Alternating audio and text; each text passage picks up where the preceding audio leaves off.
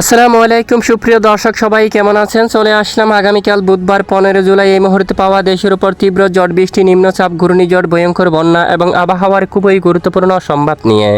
ইতিমধ্যে আবারও আবহাওয়ায় শুরু হতে যাচ্ছে বিরাট বড় পরিবর্তন। আগামী 24 ঘন্টার মধ্যে বঙ্গোপসাগরে নতুন রূপে তৈরি হতে পারে নিম্নচাপ। এই নিম্নচাপটি কতটা শক্তিশালী হবে, কোথায় আঘাত আনতে পারে, এর ফলে আবারও বাংলায় ভারী বৃষ্টি হবে কিনা বা বন্যার পরিস্থিতি তৈরি হওয়ার আশঙ্কা আছে কিনা, এ বিষয়ে আবহাওয়ার ইউরোপিয়ান মডেল থেকে কী জানানো হয়েছে তা জানিয়ে দেব ভিডিওটির মাধ্যমে। জানতে হলে ভিডিওটি না টেনে শেষ পর্যন্ত দেখবেন। ভালো লাগলে লাইক করে চ্যানেলটি সাবস্ক্রাইব করে পাশের বেল বাটনে ক্লিক করে রাখবেন।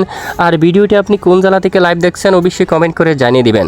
প্রিয় দর্শক বন্ধুরা, আগামীকাল বুধবার 15 জুলাই বঙ্গোপসাগরে একটি গভীর লঘুচাপ সৃষ্টি হতে পারে। এটি ধীরে ধীরে শক্তি বাড়িয়ে উত্তর দিকে অগ্রসর হতে পারে। আগামীকাল বুধবার 15 জুলাইয়ের মধ্যে এটি বঙ্গোপসাগরে তাণ্ডব চালাতে পারে এবং আগামীকাল বুধবার 15 জুলাই বিশেষ করে রাতের মধ্যে এখানে বাংলার উপকূলীয় অঞ্চলে আসতে পড়তে পারে।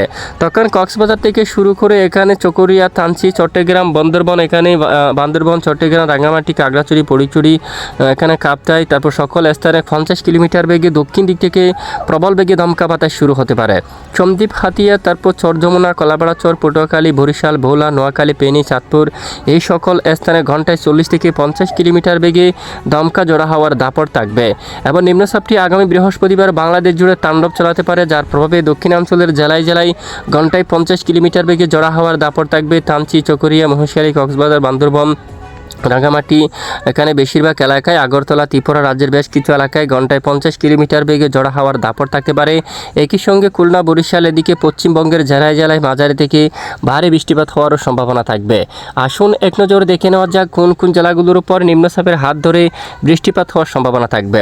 দেখুন 15 জুলাই সোমবার বিশেষ করে বুধবার নাগাদ বঙ্গোপসাগরে একেবারে মাঝারি থেকে ভারী বৃষ্টিপাত হতে পারে। বুধবার 15 জুলাই এখানে দেশের দক্ষিণাঞ্চলে কিছুটা বৃষ্টিপাত হতে পারে হালকা মাঝারি ধরনের। এদিকে বান্দরবান, চকরিয়া, থানচি এই অঞ্চলে, রাঙ্গামাটি, ফটিকছড়ি, কাপ্তাই এই অঞ্চলে হালকা মাঝারি ধরনের কিছুটা বৃষ্টিপাত হতে পারে। এরপরে যদি আমরা আরও দেখি, বিশেষ করে বুধবার 15 জুলাই নিম্নচাপের হাত ধরে দীঘা, পশ্চিমবঙ্গের জেলায় জেলায় এদিকে ভারতের উপকূলবর্তী অঞ্চলে মাঝারি থেকে ভারী বৃষ্টিপাত হতে পারে। বাংলাদেশের উত্তরাঞ্চলে কিছুটা বিক্ষিপ্ত আকারে হালকা মাঝারি বৃষ্টিপাত হওয়ার সম্ভাবনা থাকবে।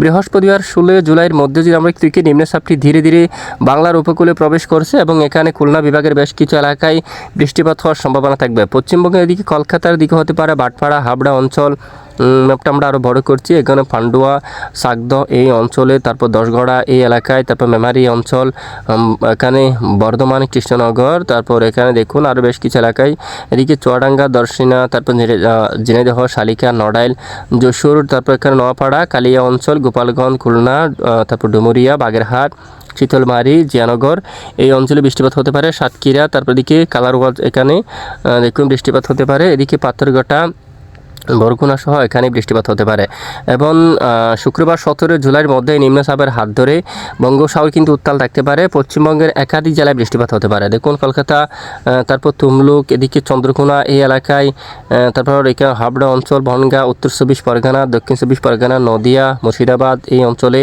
তারপর বরগুনার এদিকে বৃষ্টিপাত হতে পারে, পাথরঘাটার দিকে, মঠবাড়িয়ার দিকে, তারপর জিয়ানগর এই অঞ্চলের দিকে মাঝারি থেকে ভারী বৃষ্টিপাত হওয়ার সম্ভাবনা থাকবে এবং 17 জুলাই পশ্চিমবঙ্গ সহ বাংলার বেশ কিছু এলাকায় নিম্নচাপের প্রভাব কিন্তু দেশের উপর থাকতে পারে। এরপরে শনিবার 18 জুলাইয়ের মধ্যে নিম্নচাপের প্রভাব কিন্তু একেবারে পুরোপুরি কেটে যাওয়ার সম্ভাবনা থাকবে। এরপরে নতুন কোনো পরিবর্তন আসলে জানানো হবে, সাথে থাকবেন অলরেডি। তো এটুকুন আমাদের সাথে থাকার জন্য ধন্যবাদ।